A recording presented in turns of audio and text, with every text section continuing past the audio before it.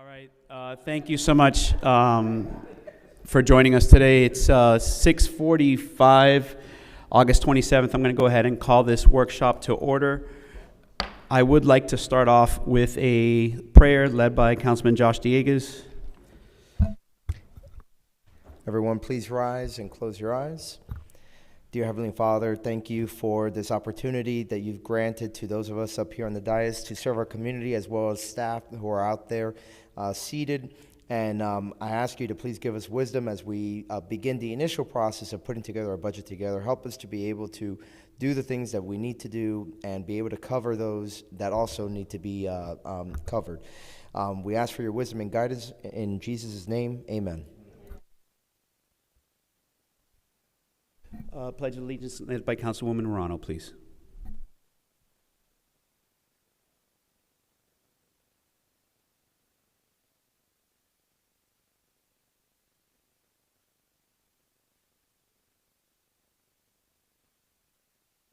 Thank you. You may be seated. This is a workshop, so it's going to be a little bit less structured than our other meetings, but I do want to do something that Councilman Morera did yesterday.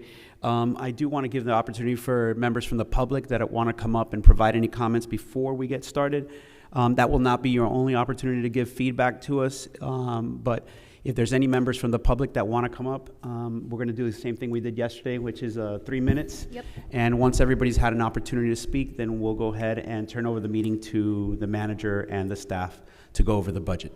Thank you.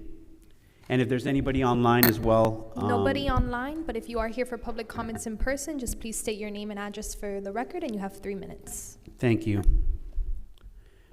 Anybody from the public wishing to provide comments? Going once. I'm going to feel like an auctioneer. Going twice. All right. Public comment section is closed. Mr. Manager, meeting is yours. Okay. I'm going to run through, Council, I'm going to run through the majority of the general fund items. Melissa will chime in, and then Melissa will bring it, do all of the other funds that are not the general fund. So we have the entire total proposed budget, which consists of the general fund and all of the special revenue funds. In the budget overview, we have our debt service, capital projects. We have all of our enterprise funds and internal service funds.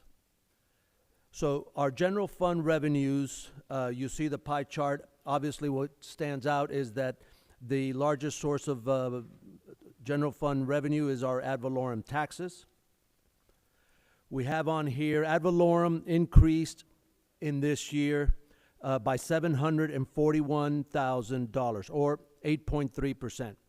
Now, one thing that we need to keep in mind is that last year, when we had this same millage rate of 2.0732, we made a one-time transfer of $499,322, which was general fund money that was in the MLOP capital fund, into the budget to balance last year's budget when the rollback rate was established.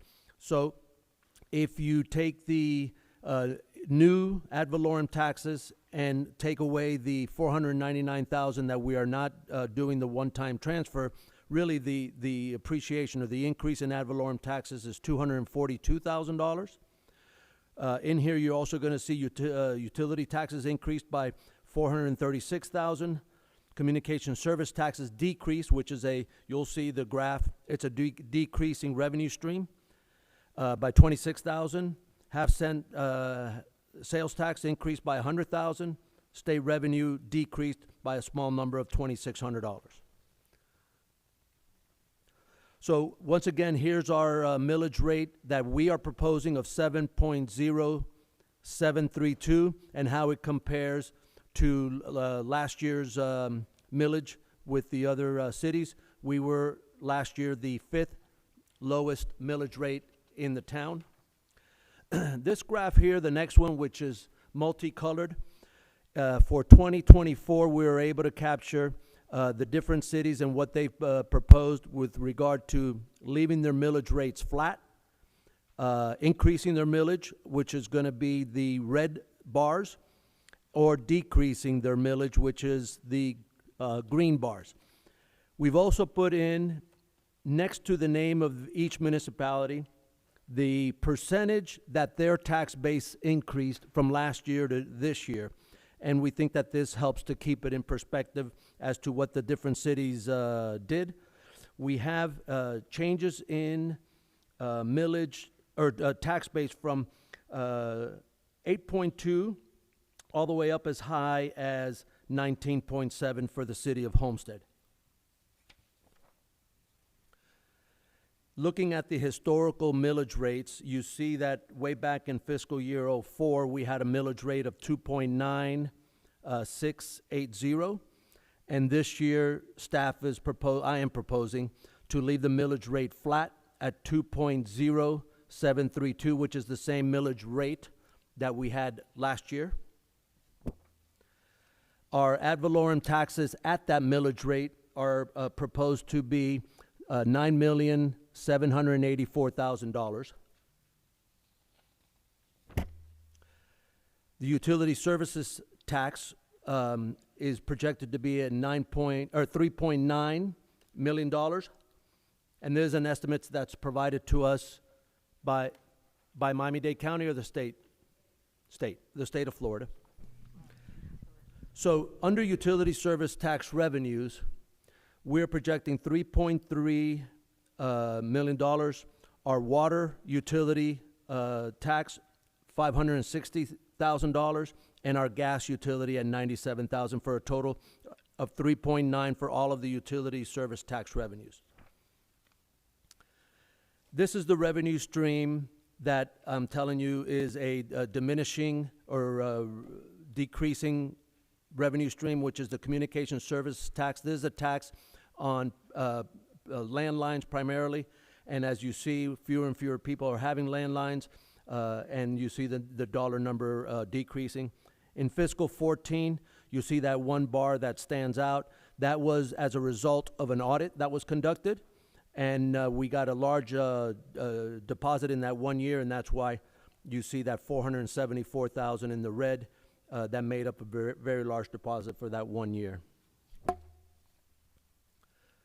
Under FP&L franchise fee, we are projecting a $1.475 million revenue. If you follow here, the FP&L franchise fee, as you know, the ordinance that was established by this council says that the first $1.275 million in FP&L franchise fee goes into the general fund budget for general purposes. Anything over that amount will get used only for infrastructure items. Those infrastructure items include streets, sidewalks, lighting, trees, and drainage. Although we have not used any of it for drainage because we have our bond issuance and our ARPA money, but it is an allowable use. This year, what we've done in the past is, since this is a new thing that we are only getting surplus dollars over the last couple years, FP&L had a rate hike that has caused that. We have not given you the money to spend until the following year. In other words, you've seen it every year, which has also contributed to higher than normal carry forward monies, right? Because we wanted to establish like a pattern to see how much is going to be this overage every year before we give it to you to spend. So we've done that for now a couple budget cycles, and we are now feel comfortable that we can forecast with a trend line to be able to tell you. So in this budget here is going to be the first year that you're spending next year's FP&L franchise fee throughout the year, instead of waiting for an entire year and you seeing it in March of 26. We're putting it into line items for the allowable uses in this year's budget for the first time, because we've seen that trend and we now feel comfortable and with a conservative number, and that's the $200,000, and that will be divided up between those allowable use with streets, sidewalks, trees, lights, etc. The state revenue sharing is estimated to be at $870,000. The half-penny sales tax is estimated at 3.2.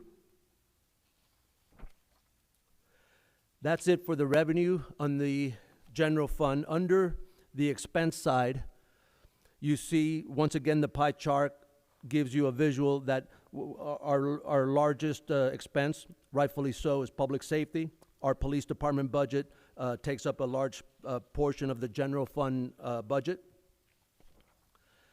Our general fund operating expenses for this coming year is proposed to be in fiscal '25, $21.3 million total. Significant expenditure changes that are being proposed here is, number one, a cost of living adjustment for the staff of 3%. This is in comparison to the CPIU for Miami, Fort Lauderdale, and West Palm Beach of 3.5 for the previous 12 months. It's ending as of June.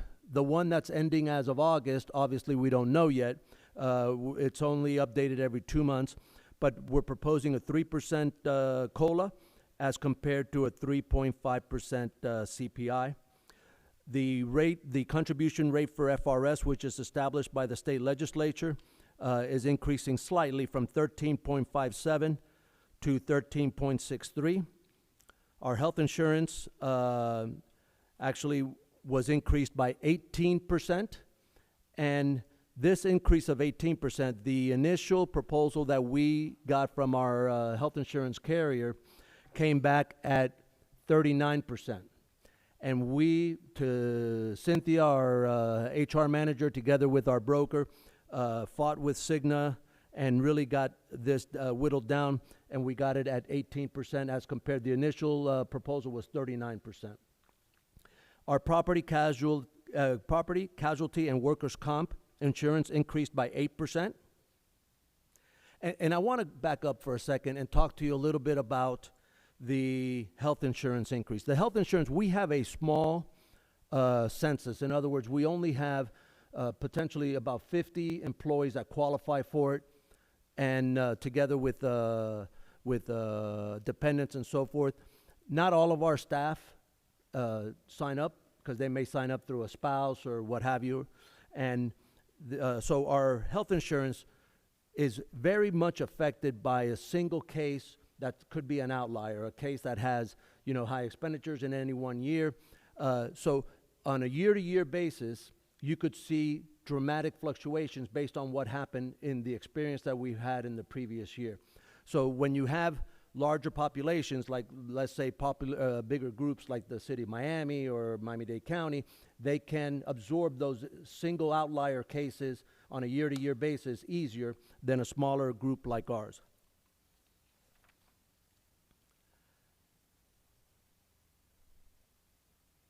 Election cost. So we also have this coming year election costs. It's November. The election that's coming up in a couple months is already into the new fiscal year.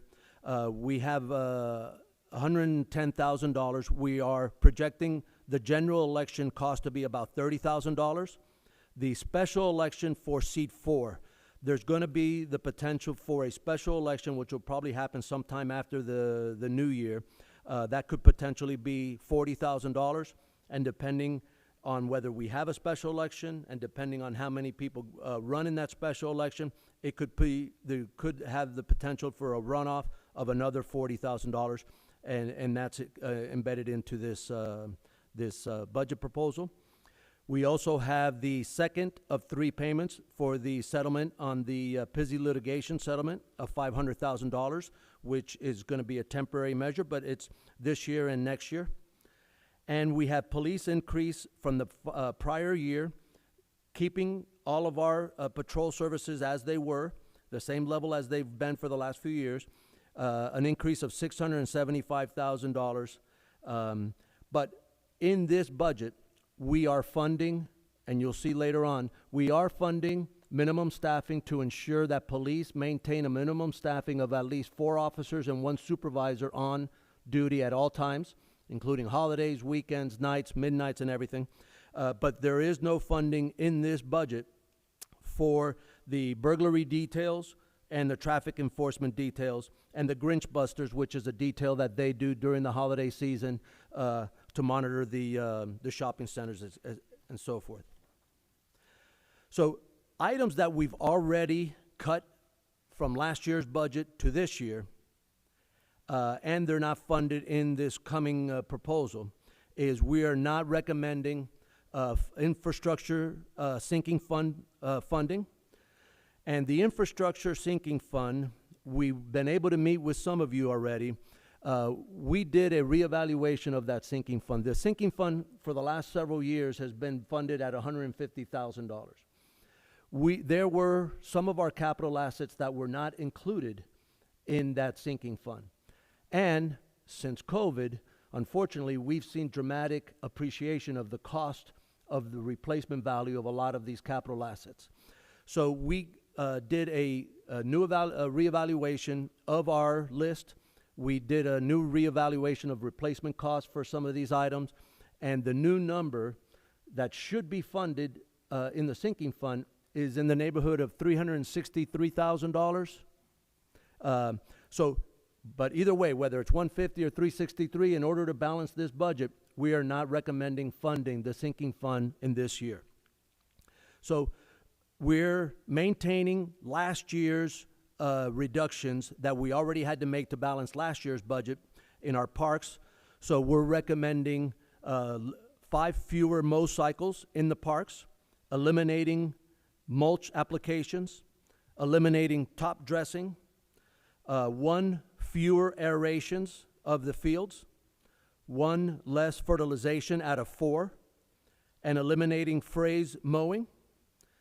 On our right-of-ways, which are the medians and the flower beds on the right-of-ways and so forth, we're recommending less mow cycles, 5 fewer out of 35. So we're going to have 30 instead of 35 mow cycles in the right-of-ways. We're also eliminating the mulch applications, reducing the fertilization by 1, and the flower bed quarterly change-out by 1. So instead of being quarterly, it'll be it'll be 3 times a year. We're reducing the litter, debris, and doggy station services back to what it was before you enhanced it during the carry forward. We're reducing the tree trimming and reducing travel and per diem for staff and for the mayor and council. Now, in order to balance this year's budget, we're taking last year's cuts that already were there, and we're reducing even further travel and per diem for town staff, eliminating miscellaneous expenses, reduced training and education for town staff, as I mentioned to you earlier, the police overtime, so there's no funding for the traffic enforcement detail, the burglary detail, which dealt primarily with auto theft, and there's no holiday detail, which is referred to as the Grinch Busters. We're eliminating completely holiday decorations, which were in last year's budget. We're eliminated the enhanced FDOT maintenance, which is on the off-ramp circle of the 826 there at 154th Street. We're further reducing tree trimming, reduced additional emergency janitorial services townwide, reduced our handyman services townwide, reducing the number of hours, eliminated our annual wood fiber playground mulching that we do once annually to the playgrounds, eliminated the beach park sand replacement and maintenance, completely reduced our social media plan. Our volunteer appreciation event is eliminated. That was funded last year. One thing that we were trying to fund, which we're not able to, is our 25-year anniversary event, and eliminated pop-up events like the culinary bike tour. Now, one thing that the mayor asked for us to include in this presentation, based on the new business item that was presented back earlier this month on August 13th, was the 3% reduction.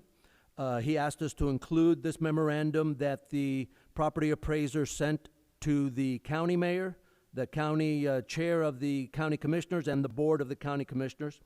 And the property appraiser is asking the county mayor and urging them to consider a 3% reduction in the countywide millage rate. Those of you who have looked at the trim notices, you'll see that there's multiple things that we get charged from the county. One is a countywide millage rate, which every resident in Miami-Dade County gets charged. That's a countywide rate. Whether you live in a city or you're not in a city, you get charged that rate. And I assume that's why he proposed to reduce that, because it affects all residents in Miami-Dade County. But Miami-Dade County also has, for instance, the fire district. You'll see a millage there in your trim notice for that. Also the library, the garbage assessment. So there's multiple things that the county shows on the trim cycle. The property appraiser is asking the county to consider reducing the countywide millage rate by the 3%. Now, the mayor just want to set the record straight, and I don't think the proper background was done on this. The property appraiser sent this to every city, but he's asking every city, and I've heard him already 4 times publicly, to do the same to protect their homesteaded properties. Just Right. we put in didn't the have record. that. And I've that spoken to him correspondence, so that's what we included, was the item that you I've sent spoken to him. to the clerk. multiple times. So yes. Okay. If the council is to consider a 3% millage reduction, that would result in a millage of 2.0110 mils, which means that $289,604 less in ad valorem revenue to the general fund. Now, if this reduction is considered, in addition to all of the reductions that I've already detailed for you in the previous pages, we would provide for you a laundry list of items for you to consider reducing, and operational reductions for you to consider in order to, once again, balance the budget down another $289,000. Some of the things that we're recommending that you consider would be eliminating all training and education. So there would be no funding in this entire budget for any training and education. Unfortunately, we have to recommend the reduction or the elimination of police overtime for minimum staffing. So there would be no guarantee of having the minimum staffing on duty. We would eliminate COLA for all staff members, eliminate all community park programs, eliminate all committee budgets, eliminate all social media, eliminate Veterans Day Parade, and a drastic reduction in the 4th of July event. Just for the record, these are staff's recommendations, not mine. I actually have my own recommendations that will eliminate more than $289,000 to achieve this without touching any of these items. So I just want to put that on the Yeah, record. What was our rollback rate? Or the millage for, if we had gone to rollback? Okay, It would have dropped it below 2. it would have dropped it below 2. Yeah, that item on the, when you set the millage, or the millage cap last month in July, we showed that to you. I remember, yeah, Yeah. I just can't remember the number. Take your time, Melissa, no worries.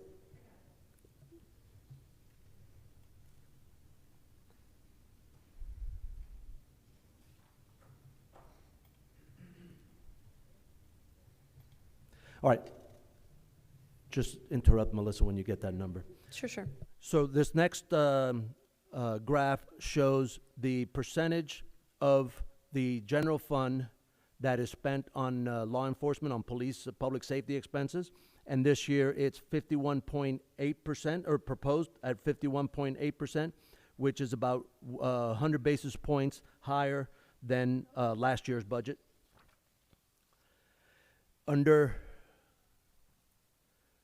reserves, transfers, and non-departmental, we have the carry forward of litigation reserves of $93,000, and then that is going to go towards the Michael Pizzi payment number 2, and the fund balance reserve requirement. 160.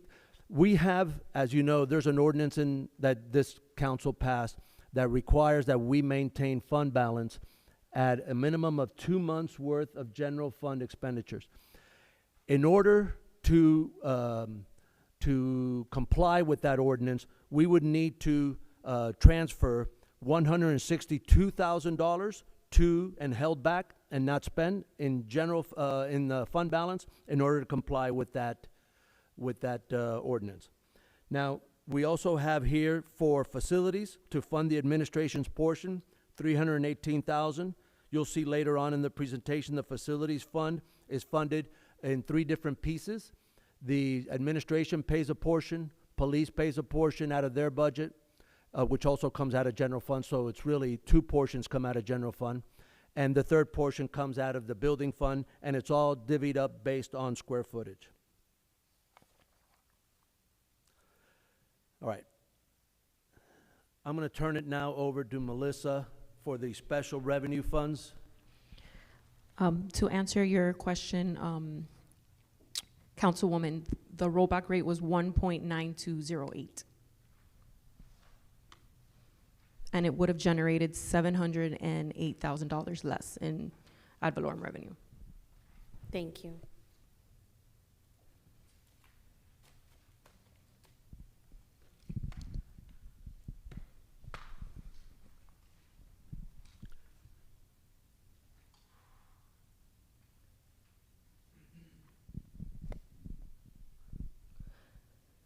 So our special revenue funds include our tree ordinance, our local option gas tax, our People's Transportation Trust, mobility fee trust, micromobility, impact fees, building, and our neighborhood service districts.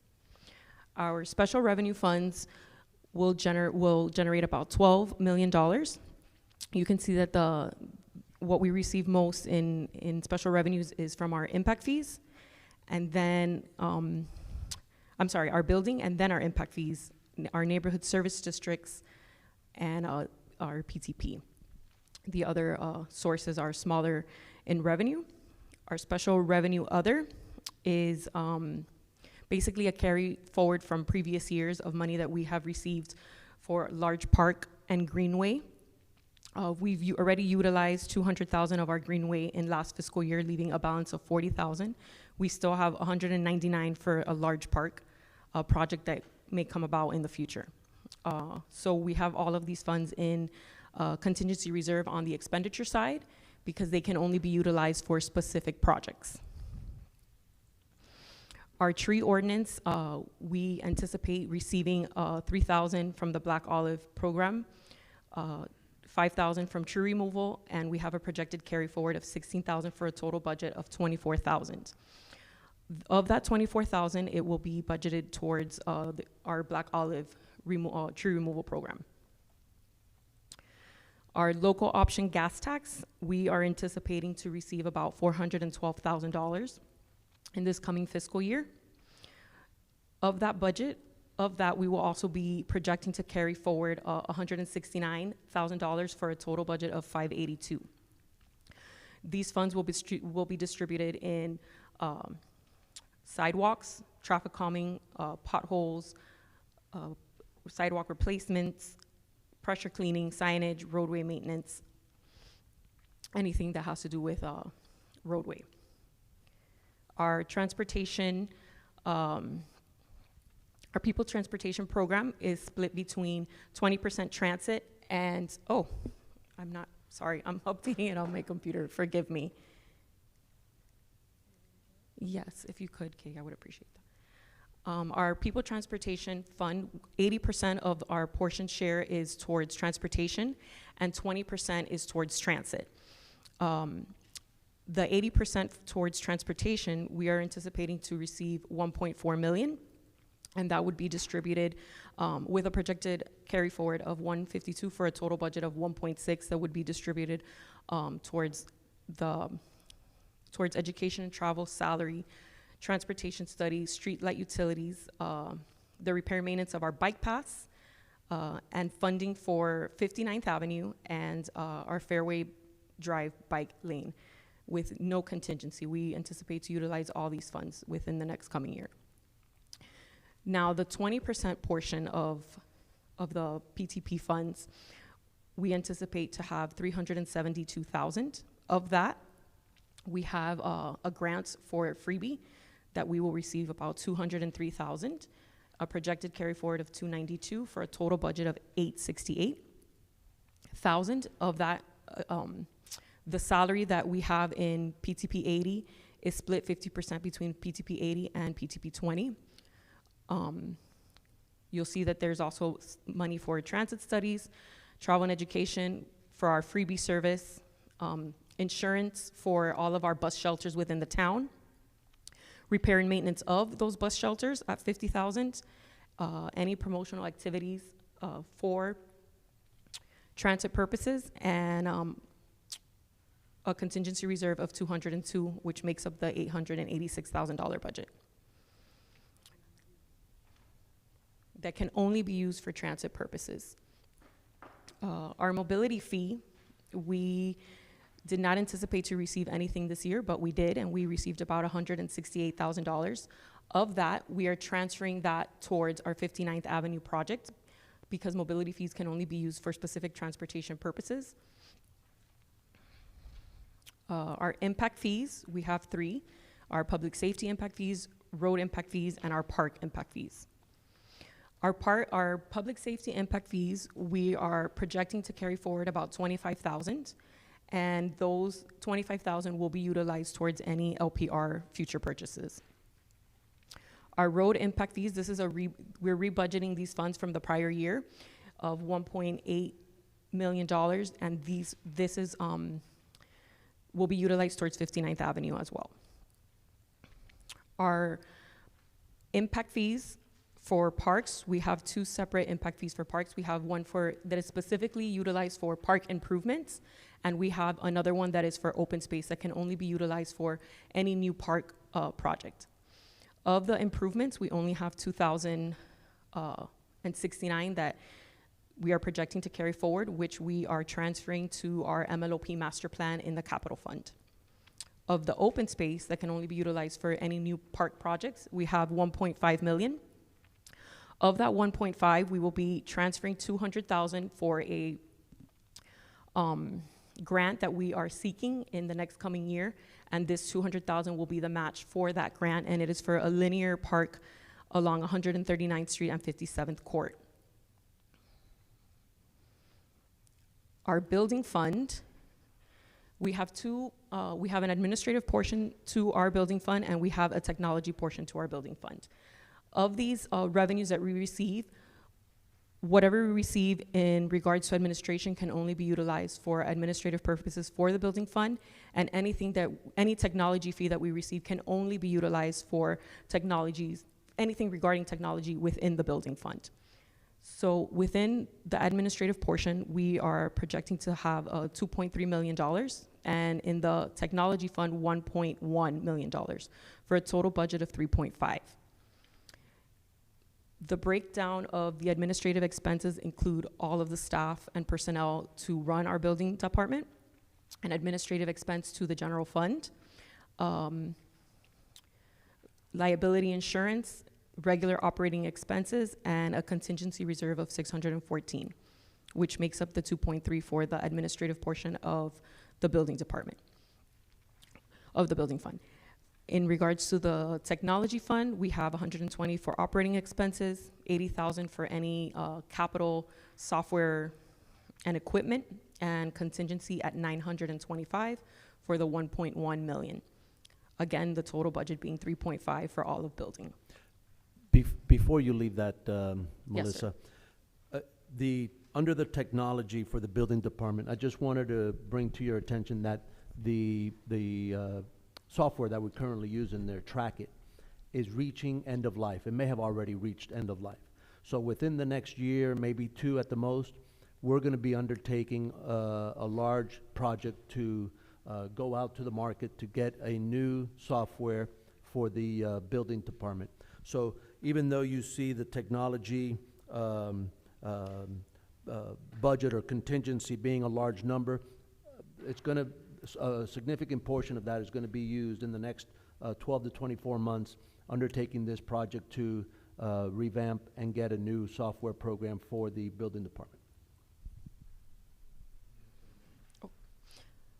Stop me if I'm going too quick. Moving on to our neighborhood service district, this is a historical chart of all the assessment rates that we have had since we took on the NSDs. In 2018, 2019, you can see the progression of some that have increased and those that have decreased. For this coming fiscal year, what we have presented to the property appraiser's office is the 340 for Miami Lakes Section 1, 2,669 for Loch Lomond, 756 for Royal Oaks Section 1, 825 for Royal Oaks East, and Lake Patricia and Lake Hilda have remained the same since we took them on. Here you can see what the neighborhood service district budget combined would be. The special assessment rates for all of them is 1.6. Transponders amongst all of them 3,000, and the projected carry forward amongst all of them is 178 for a total budget of 1.8. You can see the breakdown of each for their operating expenses for each district, again for the total expenditures of 1.8. Our debt service fund. Our debt service for the construction of Government Center is to mature in fiscal year 2040. It has a budget of 540 less the federal subsidy. Our QNIP actually matured in the current year that we are in, the current fiscal year, so we do not have that payment moving forward, as well as our stormwater utility revenue bond series for 2013. It matured this year as well, and we don't have that moving forward. Our FEMA stormwater drainage project, we have a debt service payment of $15,734 that will mature in 2026.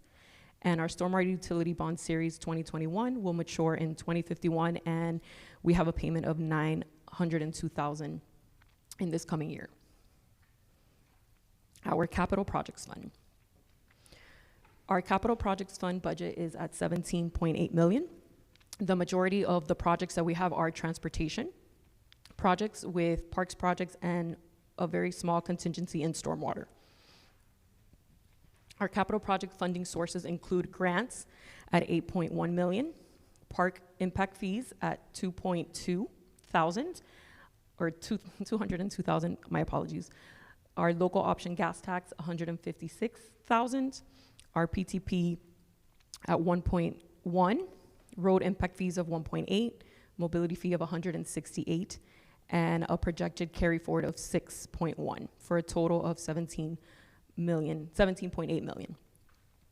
Our capital parks project include our senior build out, center build out at 500,000, the generator project at Royal Oaks, 525,000, our storage facility, 300,000, MLOP master plan at 1.2, our entry feature at 8,000. Some of these are project balances that are being carried into the next year because the project is still ongoing, which is the case with our entry feature and our storage facility and basically most of them, but I digress. Anyway, our Canine Cove parking, 34,000. Our business park East Linear Park, which was what I had mentioned before from impact fees, that 200,000 would be from the grant. And then 200,000 would be from the grant and the 2,000 from impact fees for a total budget of 4,000. Yes, ma'am. I have a question on the senior center build out. Yes, ma'am. Is that something that we are going to be removing from the budget at some point? Yeah, since at the that's end not. of Melissa's presentation, I have a comment to make Okay. about that, yeah. Thank you. Our mini park improvements, that was something that was funded in the carry forward, and this 87,900 is what we are carrying in the project balance, carrying into the next fiscal year. Part 3, 230,000, and a small contingency reserve of 5,000 for a total parks budget of 3.3 million. Our transportation budget includes our streetlight project of 564,000, our safe routes to school, which is coming to a close at 17,000, our Miami Lakes Green South at 118, at North 200,000, our Park West bicycle and pedestrian improvement 46, Miami Lakes Green 751, our Palmetto Expressway turn lanes 352, Fairway Drive at 1.1, and 59th is at 10 million with a contingency reserve of 356 for a total budget of 14.3. Our infrastructure sinking fund, as Mr. Manager mentioned earlier, we are not funding the transfer into the sinking fund. So what we have for the budget next year is a projected carry forward of 295,000. And of that, 40,000 will be used to redo the flooring in ROP and 25,000 at the youth center. The rest will be in contingency reserve for 230 for the total budget of 295,000. Our enterprise funds. Our stormwater utility fund, what we are anticipating to receive is 2.2 million. You may wonder why you can see them declining. We get from the Miami-Dade County what our REUs are and our ERUs, and they have been reduced. That is why you see the reduction in revenue. I believe this year is at 17 REUs, or ERUs, I'm sorry. Our stormwater utility fund, we have 1.5 in grants, the utility fees at 2.2, interest income at 30, and a projected carry forward of 1.4 for a total budget of 5.1.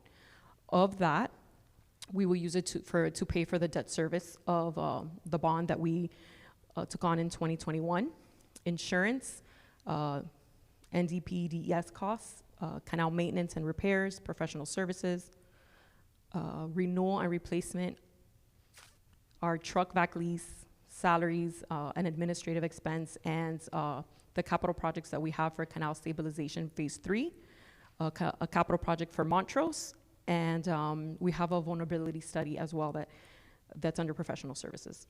And we will be having a reserve of 1.2 for the total budget of 5.1. Our stormwater bond series, we are carrying over 1.5, and you can see that we have all of these we have the 1.5 allocated to the different ongoing projects at the current moment, with 490,000 in reserve for the total budget of 1.5. Our American Rescue Plan, we have a projected carry forward of 14.1. We have the allocations for the ongoing projects that we have at the current time, which are listed, and we have the reserve of 12.3 million for the total budget of 14.1. And finally, we have our facility maintenance fund. This is funded 13% from building, 27% from police, and 60% for administration, for a total of 531,000. With that, we are able to fund salary and benefits for the 2 staffers that are in this department, utilities and repair and maintenance and janitorial supplies within the town for a total budget of 531,607. Our first budget hearing will be on September 12th, and our second will be on September 26th. Any questions? Let me just state one thing, and it's food for thought just to kind of get your conversation going. As you saw that last year, in order to balance last year's general fund budget, there were significant cuts that had to be made. Some of them were restored when you approved the carry forward amendment, and a lot of the money was restored to the budget during the carry forward. But last year we had the allocation from Miami Lakes Optimist Park of almost $500,000. This year we've had to make more significant cuts that we detailed for you. Some of that is as a result of the second of 3 payments to the settlement for the Pizzi litigation. What I want to put on the table for your consideration are 2 measures that you may want to consider. They're temporary measures. I don't advise balancing a budget with one-time revenues, but there are 2 measures that you may want to consider in order to help to fund some of the things that we are recommending being cut from this budget. One is the item that Councilmember Ruano mentioned a second ago. As you know, the project at the senior center is, or the senior village is going to be difficult for it to come to fruition. I know that the owners of the property are coming before you soon to present an alternative build out there, and we have allocated money for a senior center build-out there on that property. The owners had committed to providing the shell of a building, and we were going to fund the build-out of the building to be a senior center. We have $500,000 in that capital account. Half of that is restricted money. It came from parks impact fees that are restricted only for certain uses. But the other half, $250,000, is a contribution that was made by this council during a carry-forward amendment, I think two years ago. So that $250,000 can be transferred back into the general fund to be reallocated. That's a decision that is before you. It's a consideration that I'd like for you to at least consider. The second item is the ordinance that I made mention of earlier, which is the fund balance ordinance. The fund balance, when I first got here 5.5 years ago, the fund balance requirement was 15%. A year or two later, there was an item that was brought before this council by Councilmember Dieguez, and it was to increase that fund balance requirement. The outcome of that conversation and that discussion was to increase the requirement to 2 months of fund balance expenditures, which equates to 16.67%. So one thing that you can consider for this fiscal year and for next fiscal year is to revert that requirement back to 15%. It's prudent. It's acceptable within the public sector as far as a fund balance reserve. And to moving it back to 15%, I can't give you an exact dollar amount now because it's something that by increasing the bottom line of the general fund budget, you have to increase the fund balance. The 15%, it's kind of like you have to play with it a little bit, but it's going to be somewhere in the neighborhood of about a $300,000 savings. So the two measures that I have proposed for you is $250, transferring the money that is now general fund money that is now in the senior center build out back into the general fund pot to be reallocated, and $300,000 if you choose to for the next 2 fiscal years, change the requirement of fund balance from 2 months to back to 15%. That'll save you $300 approximately and $250 of the transfer from the senior center. That'll give you a little over $500,000 that could be available for you to fund some of the things that we're recommending be cut.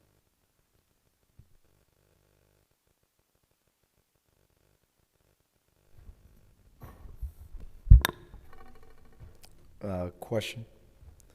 I just wanted to hear from the mayor as far as what cuts he was thinking of proposing. So look, in an ideal world, right, there's different scenarios, right? And I really believe, and I know this is definitely not going to pass this council, that's why I won't even bring it up. Whomever the next mayor is, be it yourself, the vice mayor, or Ms. Gonzalez, should have some executive powers, and we should start removing some of the top-heavy aspects of our organization. I mean, we're one of the most top-heavies for small cities, one of the most top-heavy councils around. Just with that move alone, save $500,000. But I know that's not going to pass. But that's an ideal world. Secondly, I'd completely reform the procurement process. We saw it again. What happened with Northwest 59th Avenue. With that procurement for an outside person, we saw how heavy it was. Only one firm voted. It was completely outside of what the market calls for. I would go with more of an interdepartmental procurement. At the very least, look, we carry 2 city managers. Literally, we carry 2 for no reason. There's no substantive reason. I've said it 1,000 times. If it was all in my control, I'd do that immediately. I'd give that, whoever the next mayor is, if it's yourself, Tony, if it's UNET, executive powers, and eliminate that entire top-heavy bureaucracy. That in itself will add immense accountability, but also in that aspect, we'd be able to do the 3% and much more. But what happens is, and I saw it the other day, look, there was an issue on 59th Avenue. Something that came to my attention, staff didn't bring it up. The attorneys actually for Caterpillar, and I'm talking to our attorneys. I mean, those are things that we don't get the full picture of it all, but I'd immediately change the way that we, not our procurement manager, but the way that we procure, go more into interdepartmental. That in itself, you'll see a huge savings across the boards, and a lot of times we don't have the wherewithal internally to properly assess projects in terms of their valuations, right? And that's been challenging for us because we get stuck holding the bag. But that to me, that alone, $280,000 is nothing in terms of that aspect. But that's what I would do in terms of reforming that internally. There's no need for all those projects to be cut downwind. It's just a fact. I mean, we're very top heavy. The council, you've all have been very generous in terms of passing year over year COLAs. I love our employees, but that in itself begins to harm the culture of an organization.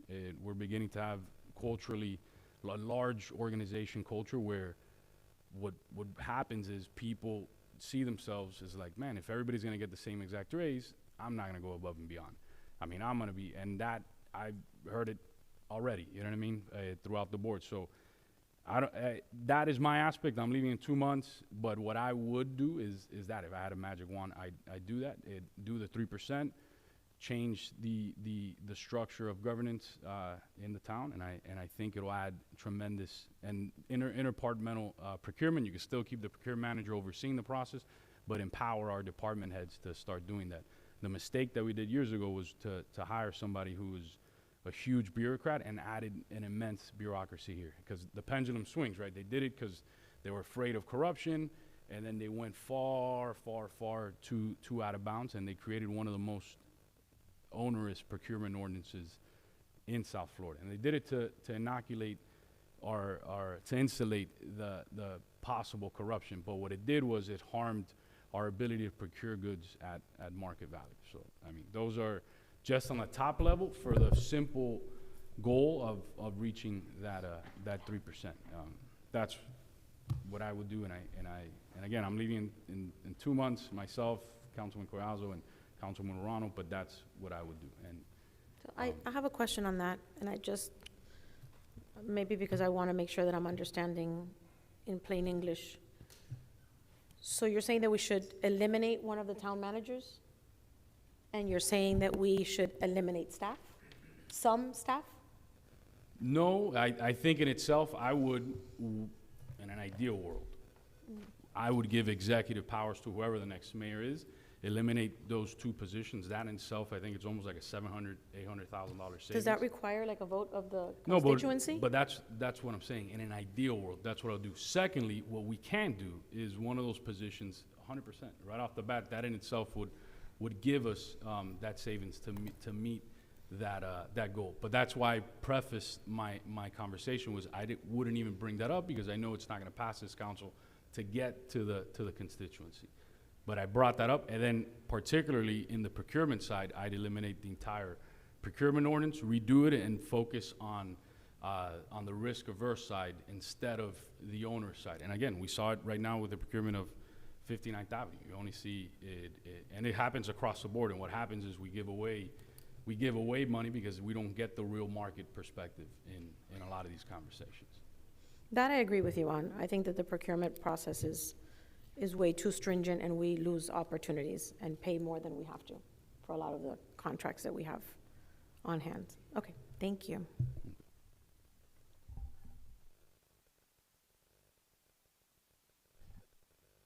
If there's nothing else, I guess we'll come back September 12th for any votes or motions. Thank you, Mayor, and thank you for your suggestions. I think you're right. In an ideal world, we probably would run government a lot differently, right? Much like we do our businesses, and maybe not even vet things through the public, and just kind of do the things how we would do at our own personal jobs and lives, and not question that. But there are reasons and there are checks and balances in government to make sure that one person or one ideology doesn't overwhelm and become the riding and driving force to make the decisions. But I appreciate what you said about the procurement process, and I do know that there's things that we've come back with, and we've questioned why are we overpaying, right? And I think you questioned them last meeting, you know, the cost for pavers, right? You said, well, you know, these pavers on the marketplace wouldn't be nearly as much as we're being quoted, but we're a city. We need to contract with companies that carry very large insurance policies that pay their workers substantially more than maybe what we can get from a regular contractor when we're doing that in our own homes. And you're also right on this glaring fact that three of us are not going to be here, right? This is not going to be our budget, right? What weighs heavily on me is, and thank you for your suggestions, are the facts that we've had to do some very significant cuts to the budget, right? Some that we know are pain points with our residents, especially on the infrastructure side, but some that are very painful right now is on the public safety side. In particular, the fact that we're not going to have the special details, and even more aggressively, we had to go back to that 3%. We'd have to eliminate overtime and other things.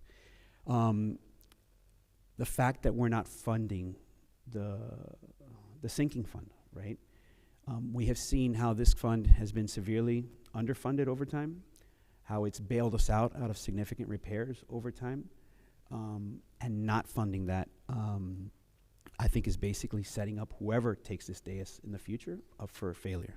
And I think that's what we've done, is basically swung the pendulum so far in cuts and cuts and cuts and cuts without a realistic solution, right? An ideal world solution, I think you've done a good job of highlighting that. But in a realistic world, we've cut back to the point where now we're hamstringing future councils. We're hamstringing public safety. We're hamstringing the ability to maintain simple repairs on our buildings, right? And it reminds me of my association days. You know, in Celebration Point and many other associations, right? You're confronted with rising cost, and you have a big decision to make. And you put it out to your voters, right? You put it out to the people, say, hey, look, do we fully fund our reserves, right? This is going to mean you're going to pay $100 more. Many times, the people choose not to fund the reserves. Then 5 years later, you hit somebody with a special assessment. And usually what happens to that board that's sitting at the time when they get hit, you know, with a special assessment, there's a recall. But they don't realize that those were the votes that happened 5 years before, right? And that's my concern. That this pendulum has swung so far the other way that we're setting up, without a real solution to the budget, we're setting up the people that we leave behind up for success. So that's what's weighing on me, you know. So I appreciate what the manager's done in giving us, you know, at least two options.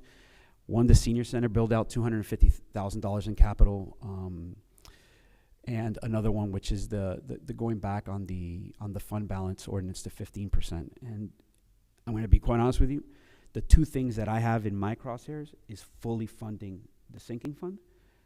Again, it's to make sure that future councils have adequate resources to pay for these unexpected repairs, and the public safety component. You know, I think we've been best served by our plan through our major. We've seen the outcome. The proof is in the pudding. I know that's something that we've coined here a lot, and it's something that I would like to find the money in the budget for.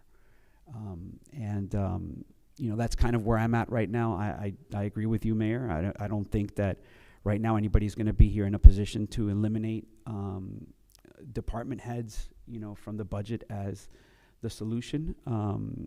If there is an opportunity to look at that procurement process, I don't think it's going to provide the revenue needed in the time span that we needed to patch up the deficits that we're looking at least from the sinking fund balance and the public safety side. But I'm all open. You know, I've always been open to listening to all you, you know, our deliberations. But those are really the two things that stuck out at me through this budget process.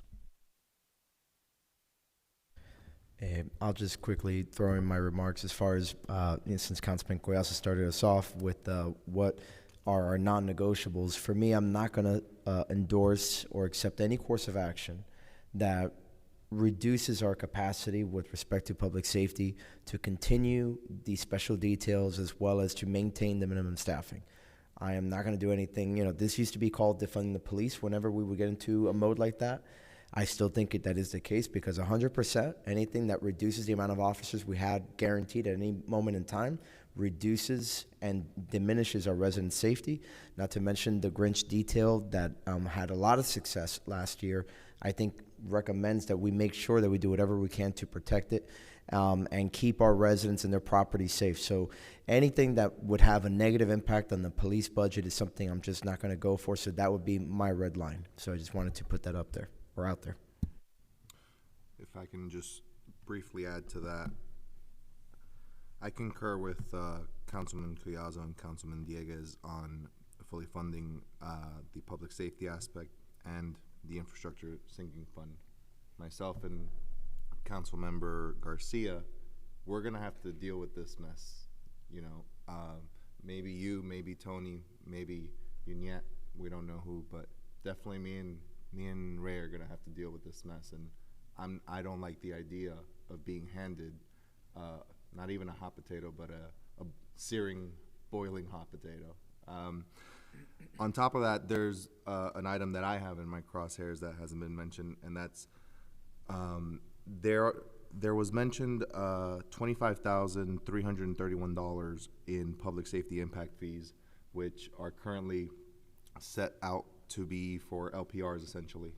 For me, it's a non-negotiable. Every dollar of that is not for new LPRs. That is to reimburse the NSDs for the already installed ones.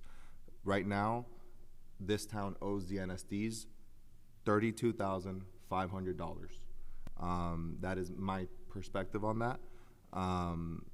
And we can lower that $32,500 with the public safety impact fees. And then we need to find $7,169. It's not right what is being done to them, and it needs to be addressed. And before we expand that network, we need to live with the existing network. So that, for me, is a red line. Look, my red line was the last 3 years. I voted no. I was the first mayor to vote no on a budget here. I did it 2 years in a row. I always disagreed with adding immense recurring expenses on pensions, on salaries before hiring officers. When we had the money to hire officers, the discussion was always, they're not needed. They're not needed. And my thing was, we have to plan. We have to plan. And what's happened is year over year over year, what was prioritized was salary and pension increases.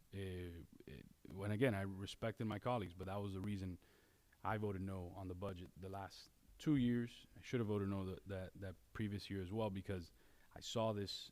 I've seen this picture before, and I saw it coming our way.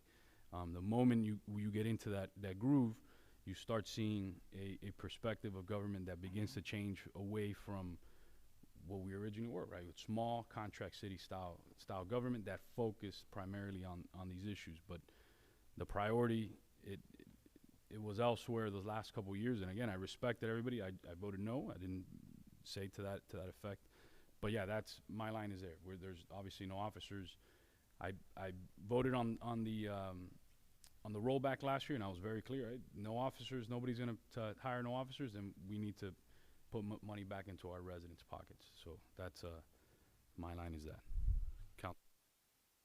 Thank you, Mayor. First of all, I want to thank everybody. I was on Zoom driving back, so I appreciate the staff. Once again, we're here. Manager, I know this is a difficult part, the most difficult part, but this is why we got elected, right? That's why we're here. For us to be creative and figure out ways of serving the public, and at the same time, keeping taxes as low as we can. The things that we're listening to is the senior center now. It's not going to come to fruition. I know there's an opportunity there. A couple questions that I have. The linear park. I'm a park guy. I love parks. I was a park director. But do we really need another park right now, or to even consider another park? Is there any way that we can not consider that for now?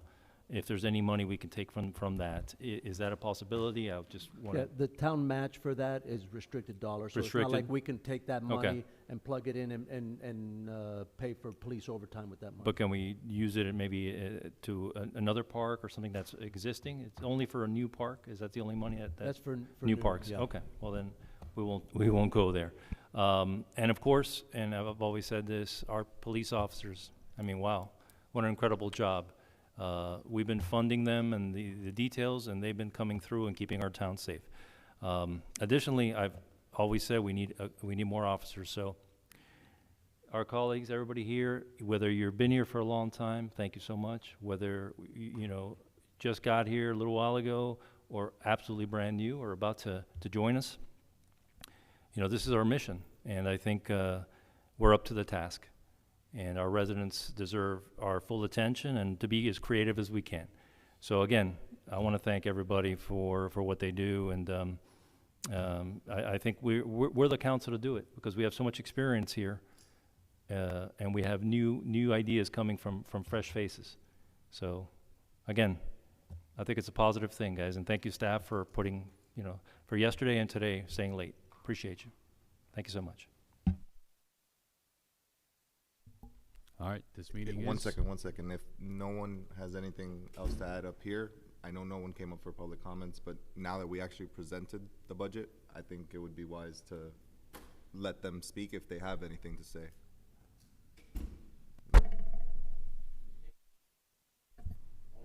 Only if you want, and only if the chair.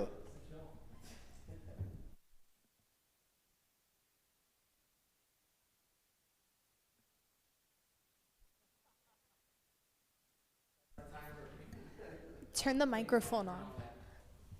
In the bottom, right there, where the microphone is, there's a little bottom.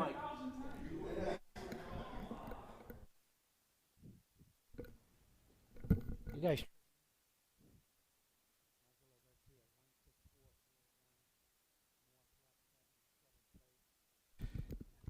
In the town of Miami Lakes, Florida. Whew. I came in without a heartburn, and now I got heartburn after going through so many numbers. Wow. I mean, I think it'll take me weeks to memorize or understand this, but that's okay. I'll take ginkgo biloba. I'm just going to take one little subject here. The guard gates in my district, Royal Oaks East. 3 years ago, we talked about that my guard gate was we were going to bring in somebody really, really good, which is SFM, and we were going to get rid of the other company. I forgot what their name was. Right now, Kent Security. Thank you very much, Councilwoman. And we were going to get rid of them. We were going to get rid of the Toyota Corolla with no air conditioner, and we were going to bring in a Lexus ES600. And we were going to have that guard gate fee reduced by a big significant. Well, guess what happened here? Nothing happened. Actually, it dropped $7. Is that a significance? So, I mean, these are just some of the things. The other thing is, you know, if you can figure out where pennies are missing, then you can figure out where nickels and dimes and then all the way up to the hundreds are missing. What I'm trying to say is somebody has been paying, the town has been paying the rodent company behind my house, and those individuals haven't seen or visited one of those rodent boxes in years. So again, somebody said something that hit the nail on the head, and that is spending the procurement. I have nothing against the procurement department, but I sure will tell you that somebody needs to start learning how to doing something a little better on the art of the deal. Back in a couple of years, just back, we were buying some garbage cans or I have the paperwork in my car. We were spending money. We were going to spend like $14,000 on buying some new garbage cans. I mean, how can you spend $14,000 on garbage cans? I mean, I'm just trying to give you an idea. Some of you might say, well, he's getting off the subject here and there, but what I'm trying to say is we need to find a solution to buying when we're purchasing something. You know, let's make sure that we're getting the best deal for our dollar, or getting the best for our buck. I don't know if I'm getting the point across. So again, you know, thank you very much for, you know, especially to whoever crunches these numbers. That's, you know, my hands to you. But anyways, that's my part. So again, I'm worried about a lot of things, but look at that guard gate that we were said that we were going to reduce it, and all of a sudden nothing has reduced. So again, I mean, there's questions. So thank you.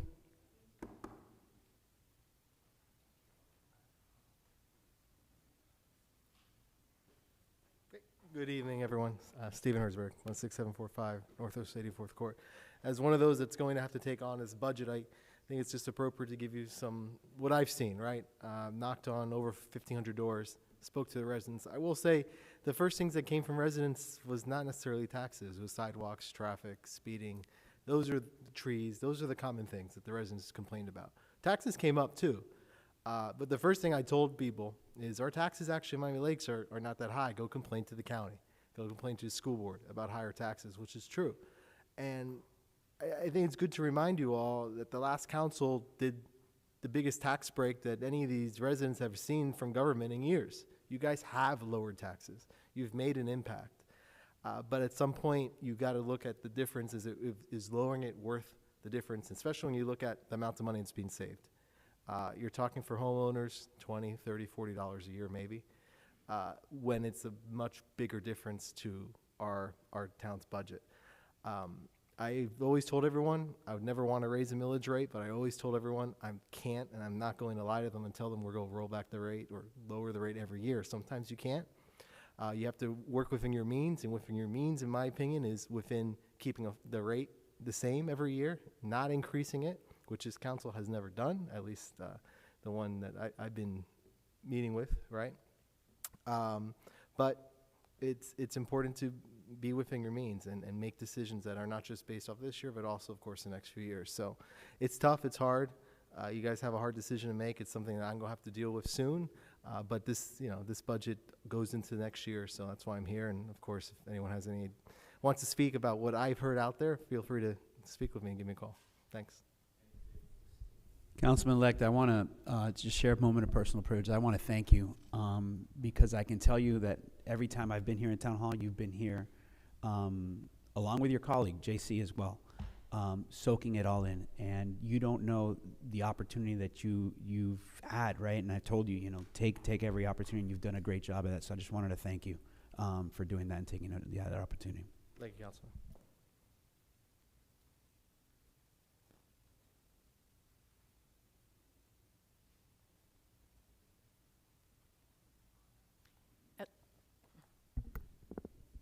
Esther Cullen, 6855 Cassia Place. You know, this is probably my favorite time of the year. Before I came in, I told the town manager this wasn't available online, so obviously I wasn't able to read it, this is something that I love to do for research. I've been a budget writer. I do want to say one thing, and I hope that maybe Councilmember Collazo, I know I always say Lewis, takes the lead. While we do have, we do not need the $500,000 build out. That $250,000 that is going to remain in the budget, I really think it's time that this council dedicates Mary Collins as a senior center. We have a youth center, we have an Optimist Park, and you have Roberto Alonso. Please do something for your seniors. You know, I've been an advocate of them for years. I'll help them as long as I can. But I think it's time that you give them a home now that we're not going to have a senior center. And they have a home if you use that money to repurpose the building. It's just something that I'm emotional about. I think you need to do that.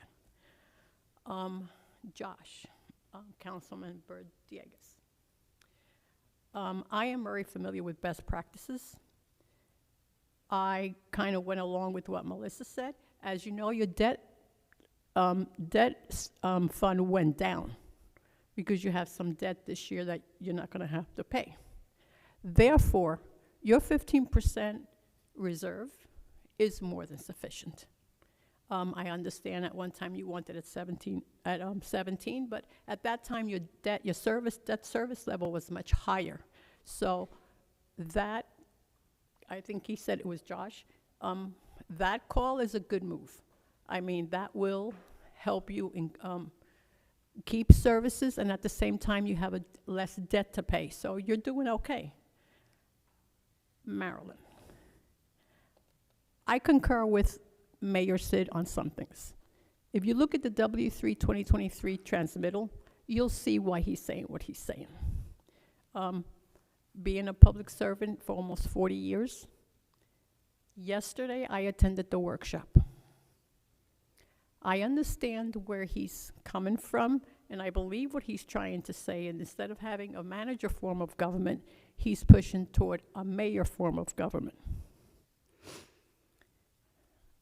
I attended yesterday's meeting. The town manager wasn't present. The assistant town manager wasn't present, or the deputy town manager, because I don't know exactly what his title is. And you had a staff member standing there, sitting there. This has happened more than one meeting. I have seen council members give a directive to staff. That's not right. This is a manager form of government. And I think you need to respect that and go through the manager. Because when I see council member giving directives to staff, I feel very uncomfortable. So while I understand the form of government he's talking about, that still requires an election. So we, the people, have to vote for a change in government. Other than that, I can tell you that yes, you could probably find that $300,000. I can guarantee you I can find it, because I believe in line item going page by page, number by number. There are some things here that you don't have to put on the hit list. Let's not have a veterans parade. Manager Peterman, you can't do that. Find another line to cut, but not that. That's historical in this town. There are just some things on that list that shouldn't have been on that list. And you've been a resident as long as I have, forever. Training and education and training. Well, some of your other revenue funds, special revenue has education and training. There was something else I saw. There was a line item that I saw that I found. Oh, your administrative fee. Have you, anybody here analyzed the administrative fee that this fund pays this fund pays this one, this pays the manager's salary, the park director's salary? You ever look at all those admin overhead fees? You know, I know this is not something that you can digest. It takes years and years, and some of you have been here years and have done this a lot. But please, Councilman Collazo, before you leave, if you can kind of give it a push, I would appreciate it. And Councilmember Dieguez, if you can stick with the 15%, I know that you can live with that reserve number. Thank you. I just wanted to take a moment of personal privilege to let the resident know that, as a matter of fact, when I had my meeting with the manager and with our budget director, that is something that I was open to, especially to maintain at a minimum the same level of police services that we had last year. So it is something I'm interested in, but I just, you know, long term, I think it's important for us to realize that we don't have a whole lot of reserves if there's another major hurricane. We're still heavily reliant. But we're still heavily reliant on the $20 million line of credit, give or take, should there be a storm. And remember what happened last time, how long it took FEMA to reimburse us. I know there's been some changes to that process, but that's where the spirit of it came from in the first place, and I just wanted to clarify that and make you aware, and also to let you know that, yes, I am absolutely willing to waive the requirement, especially in the service of maintaining our police services. And then I'll just counter that comment with, remember this year we got over $15 million in the American Rescue Plan, that they gave us the privilege of doing all these extra drainage projects. So with that being said, if we do get a catastrophic event, we're also going to get a huge influx of revenue. So it happens. This is the way government works. And in addition, please remember that the special revenues, the Department of Revenue, because I also look at that site, those revenue came in higher this year. So, you know, it's a win-win. It's maybe massaging a little bit more, which I know you can do. And also thank you for the reimbursement. I hope that the council approves the cameras. It is a public safety issue, and that's what the expense should lie. Thank you. One last little comment is, when I had my budget briefing with the staff, I had asked that prior to this meeting, what was presented to us at that budget briefing be provided to us ahead of time, and also that it include year-to-date actuals, because one of my big questions was, why do we keep having these carry forwards? Are we over budgeting and over cutting in some areas, as Ms. Colon just mentioned?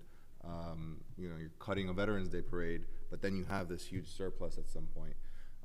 So for the September 12th and September 26th budget hearings, I really would like at least 24 hours prior to the meeting. I know you guys were scrambling right until the end, but at least 24 hours prior to the hearings, let's have this packet done.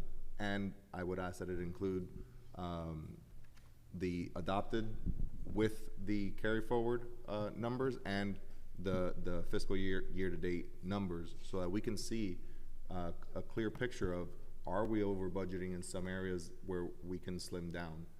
So that would be my request. I'd like to mention, for the record, that the budget that is going to be presented on September 12th, the Veterans Day Parade, is funded. And also, per Florida statute, we have to publish the budget within a certain time frame.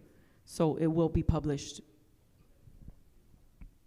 Before we go, I don't wanna forget to mention what I almost mentioned, what I always mention, I'm sorry.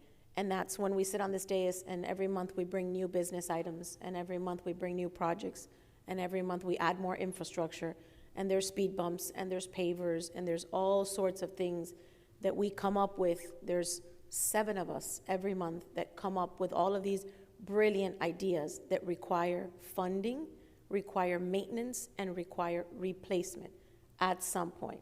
So when a resident comes up to us with an idea, with a problem, when we try to solve something by adding something, that continues to build this. And it gets bigger and bigger and bigger, and we create the monster. There's inflationary issues that are out of our control, but there are also infrastructure items, like Councilmember Garcia mentioned, that park. It's a great idea. It's more infrastructure. It'll be another line item for next year, more to maintain. So moving forward, symbolically, I've tried to spend months without bringing new business items to see if it's something that, you know, I guess spreads on the council, but it doesn't seem to happen.